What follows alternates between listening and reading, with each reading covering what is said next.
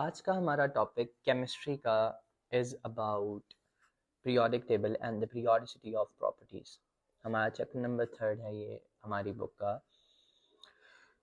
Hopefully you guys are doing well. Sorry I forgot the introduction, but still now I think so you people would be enjoying your holidays and you would be happy at your places. I just owe you a good luck for upcoming days that are onboarded for the school. Let's not make it a big call, but the stuff is के आज का हमारा topic जो कि हम discuss करने लगे हैं that is about chemistry, about periodic table and the periodicity of properties. अब एलिमेंट्स क्या हैं ये बात आपको चैप्टर नंबर 1 के अंदर मैंने एक्सप्लेन की थी एंड दैट थिंग वाज कि किस तरीके से कोई सब्सटेंस एलिमेंट बनता है और एलिमेंट्स बेसिकली होते क्या हैं।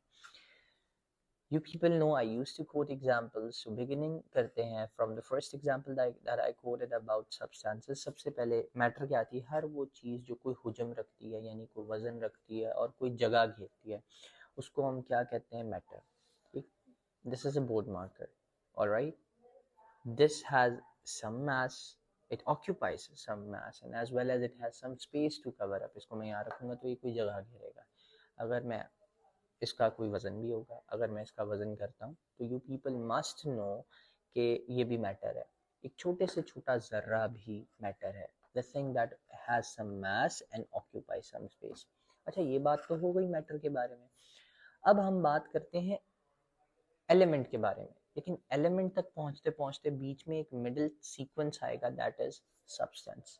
मैटर अपनी प्योर फॉर्म में सब्सटेंस कहलाता है, यानी अगर एक मैटर है, whatever the thing is, a thing that owns some space and has some mass, और वो इन दो चीज़ों के साथ साथ, यानी कि इन दो सीक्वेंसेस के साथ साथ उसके अंदर एक और प्रॉपर्टी ये है कि वो प्योर फॉर्म में है, तो वो सब्सटेंस बन जाएगा। यानी it has some mass, it occupies some space and then it is in its pure form, then what it becomes matter.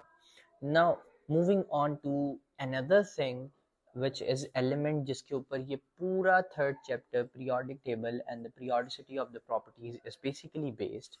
Element क्या है बेटा?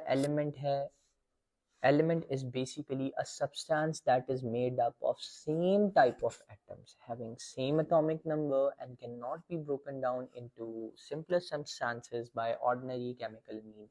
This is something I could quote as के blah blah blah. You people might be thinking sir क्या कह रहे हैं, तो मैं आपको बताता हूँ सर क्या कह रहे हैं। सर इस बात को 3 हिस्सों में तोड़ रहे हैं, सर आपको 3 मॉड्यूल्स दे रहे हैं, 3 सीक्वेंसेस दे रहे हैं। पहला सीक्वेंस क्या है एलिमेंट्स का, कि एलिमेंट एक सब्सटेंस है जो कि सेम टाइप ऑफ एटम से मिलके बना है, यानी उसके अंदर जितने भी एटम्स होंगे वो सारे सेम होंगे। ठीक है, जैसे हाइड्रोजन है तो उसके अंदर सारे हाइड्रोजन के, कार्बन है तो उसके अंदर सारे कार्बन के हैं, अगर ऑक्सीजन है तो उसके अंदर सारे ऑक्सीजन के हैं। ठीक है, तीसरा मॉड्यूल क्या है कि इनका एटॉमिक नंबर सेम होता है। ऐसा नहीं है कि हाइड्रोजन के अंदर जो दो सब्सटेंस आके हाइड्रोजन के लगे हैं वो किसी और तरह के एटम्स लगे हुए हैं, कोई दो एटम्स किसी और तरह के लगे, यानी सबका एटॉमिक नंबर सेम ही होता है। ठीक है, जैसे सोडियम का 11 है, क्लोरीन का 17 है और ये फिक्स्ड है।